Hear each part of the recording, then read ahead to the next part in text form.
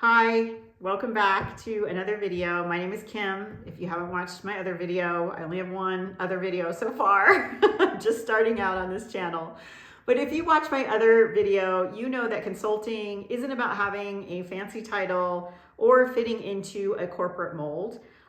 I talk about consulting with lots of different meanings. So if you have any skill, whether it be a hobby, previous business experience, anything like that, that you could potentially teach somebody, you are a consultant. Like for instance, if you love fly fishing and you have a friend, you've been doing it, say you've only been doing it for a year, but you've taken a couple of workshops, you've watched a ton of YouTube videos, you know what's going on, and you have a friend that's just starting out.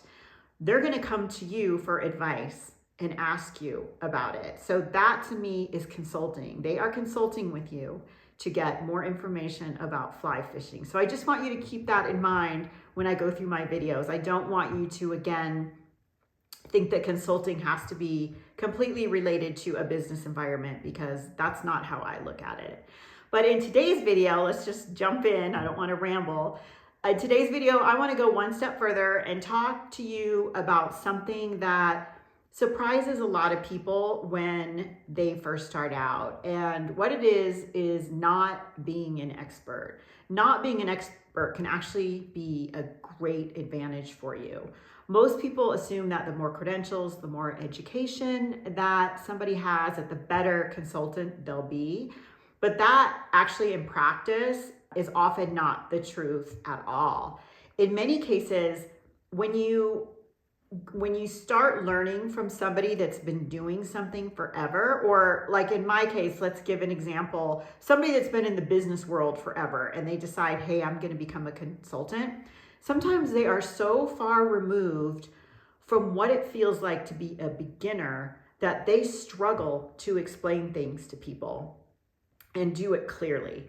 So when you're closer to the learning curve, I feel like you remember what it felt like to be confused. You remember what it felt like to have a ton of questions that you thought were stupid questions. You had to remember exactly what helped and what didn't help you when you were just starting out and somebody is trying to teach you. So I think that that makes you incredibly effective at guiding somebody else if you haven't necessarily been doing it for a long time. So think about the best mentors or teachers or coaches that you've had in your life. They weren't necessarily the most accomplished people in the room. They were the ones that could break things down for you and meet you where you were as a beginner and explain things in a way that made a lot of sense to you. That skill, translation, is far more valuable, I think, than mastery of a skill. So keep that in mind. Another mistake that people make is assuming that consulting means giving answers all the time. It really doesn't. A lot of consulting is asking the right questions, listening carefully to what a person is saying, and helping somebody else see options that they couldn't see on their own. You don't need to know everything to do that well. In fact, people, I can't talk today, people often prefer working with somebody who feels more relatable, somebody who isn't intimidating, somebody who doesn't make them feel behind or inadequate. If you've ever avoided asking a question because you thought it was a stupid question and you didn't want to look foolish, you already understand why this matters so much. You're not an expert status can make you safer for somebody to talk to. I truly believe that. I also want to talk about the trap of waiting. A lot of people wait. They believe that they need one more course, they need one more credential, they need one more year of experience before they're allowed to start. But that finish line just keeps moving. I wish I would have started 5 years earlier. I've been doing this for over 10 years, but I wish. I was so afraid to start. And that finish line did keep moving for me. So I just finally had to jump in and do it. Remember that there's always going to be something else you could learn. That doesn't mean that you can't help somebody right now. A good way to think about this is ask yourself where you were or who you were 6 months or a year ago, if you've learned anything since then, you're already ahead of somebody else that is just starting out. Remember that. And that's enough to start. I've seen people delay starting years because they were chasing confidence, but confidence actually comes from working with your first clients. It's something that shows up after you take action, after you help somebody, after you see your guidance is making a difference to somebody.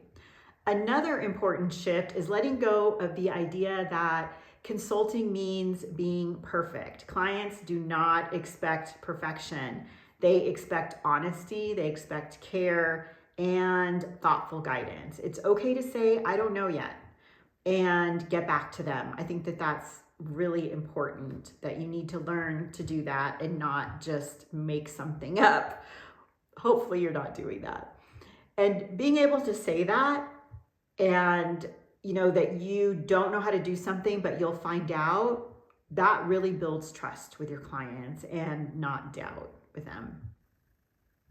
So if you've been holding yourself back because you don't feel like an expert, I want you to consider this instead. Your clarity, your relatability, and your willingness to help are far more important than knowing everything. In the next video, we're going to get more practical, and I'm going to help you identify the specific skills and experiences you already have that people are most likely to pay for. And I have a great AI tool that you can use. I kind of went through a lot of exercises when I was trying to narrow down my niche when I first started consulting, but this will be a simpler way for you to do it. And it'll help you do it without guessing or overthinking it. But for now, I want you to sit with what we talked about today. You don't need to be further along to start. You just need to be willing to help somebody take their next step. If this helped you at all, please subscribe. I will post a couple times a week and I want to give you practical, straightforward guidance to help you turn your experience into income, a side hustle, and independence for yourself. You don't need permission to start. Again, I will drill this into you. You don't need permission to start. You just need clarity and your next step. So I will see you in my next video, and I hope you have a great day.